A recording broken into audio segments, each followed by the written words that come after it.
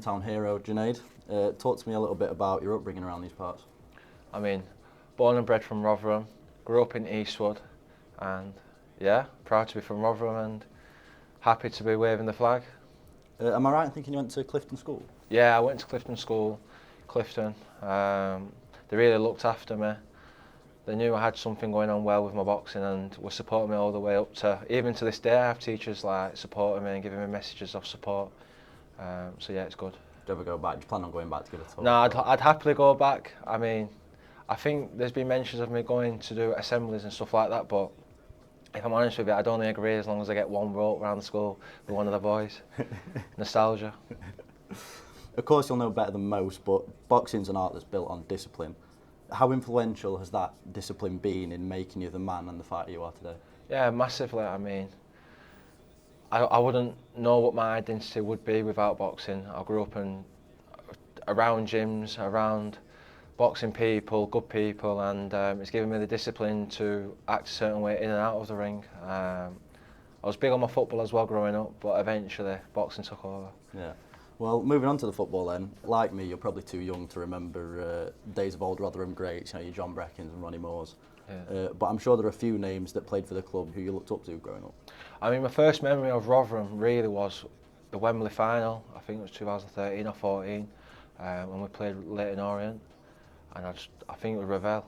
Yeah, my man scored outside the box, and yeah, well, I remember that. I remember watching that at home with my brother. It was good. As with every football club, there's highs and lows of being a supporter. What memory sticks out to you as your favourite following the Millers? It's a tough one, you know. I think it's more the Wembley days. It's good seeing the community come together. For example, like when we got to the playoff finals and everyone's jumping on to the pitch and seeing the unity and everything like that, like it's good. So yeah, I think things of that nature is what makes me feel good about the club. Your support of the club is something that you're clearly keen to show, Yeah. to the point where I believe you've worn the crest on your shorts before. Now, unfortunately not. I think the board have a rule where they say they don't allow football badges on the shorts. Now, I could be wrong, I don't think that's the case, so I try and show my support in other ways, for example, red, black, white, so I've done that a good few times and things of that nature. How proud are you more generally to hail from Rotherham?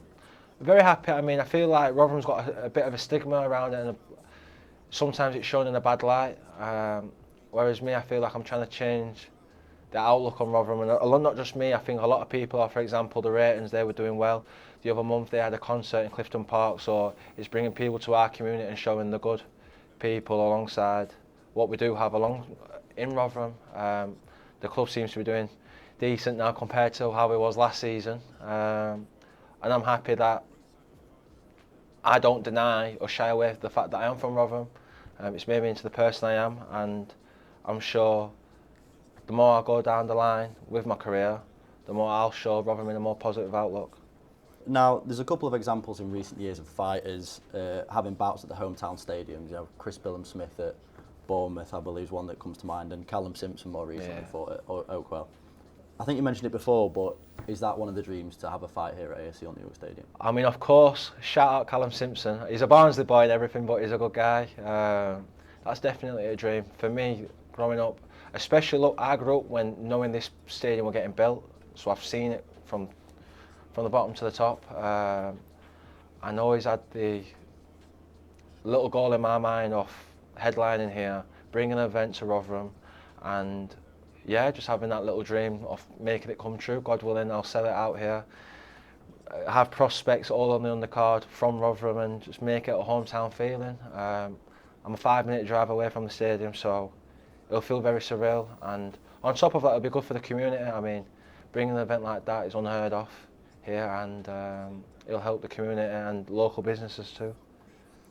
How important, more generally again, is putting Rotherham on the map to you in that case? Yeah, massive. Like I said before, it seems like, I don't know, do you know when people are asked where they're from and they're from out of town, people's like, oh, Shy Wingo, I'm from Sheffield, whereas me, I was never that kid.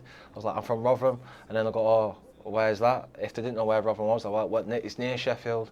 So again, I'm proud to be from Rotherham. I'm born and bred here. I won't shy away from the fact I'm from here.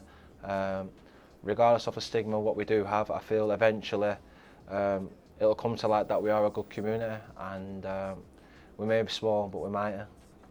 I've recently seen an article, an old one from the Rotherham Advertiser, in which your name appears when you were just 13, where they labelled you as a promising young fighter. Yeah. Have you always felt the backing of the town? Yeah, definitely. Like I said, Clifton School, they were very well behind me. Local businesses to this day are sponsoring me, helping me, have full belief in me getting to the top. Even the club now, like the club, they're behind me.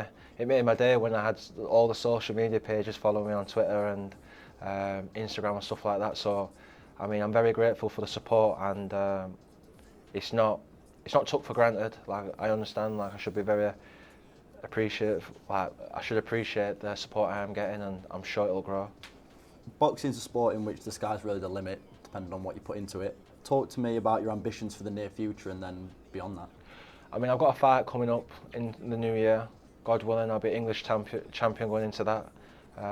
So, 2025, my goals are to become English champion, become a bigger name, a step closer to headlining here, and win a British title at the back end of 2025. Make my mark and become #1. I understand I'm young. I understand I've got a lot of growing to do and maturing at some points, but I believe I can do it, and I will.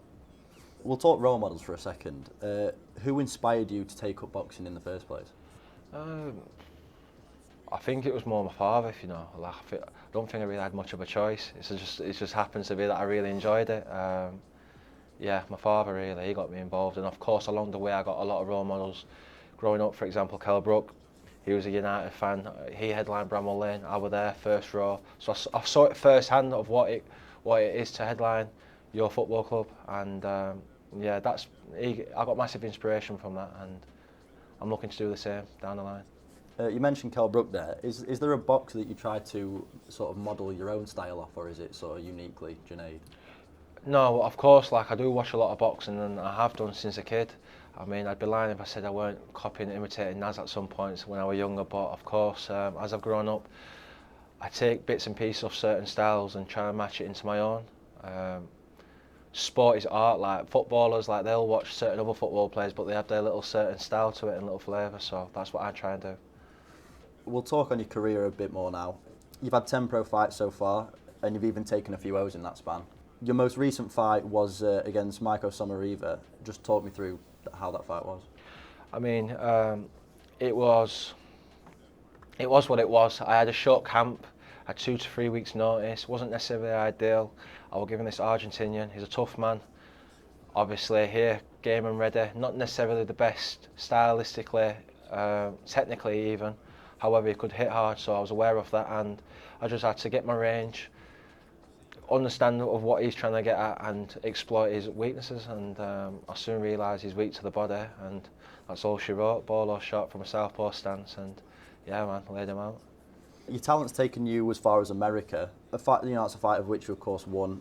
What was the experience fighting in the States like, and is it something you'd be keen to do again? It was really good. I mean, growing up, everyone says, "Oh, I want to fight," I don't know, at their local football stadium, and then O2 Arena in America. I mean, I've ticked one off the box already. Like, within 10 fights, I've had a fight in America. It was surreal. It was an opportunity what I couldn't take for granted.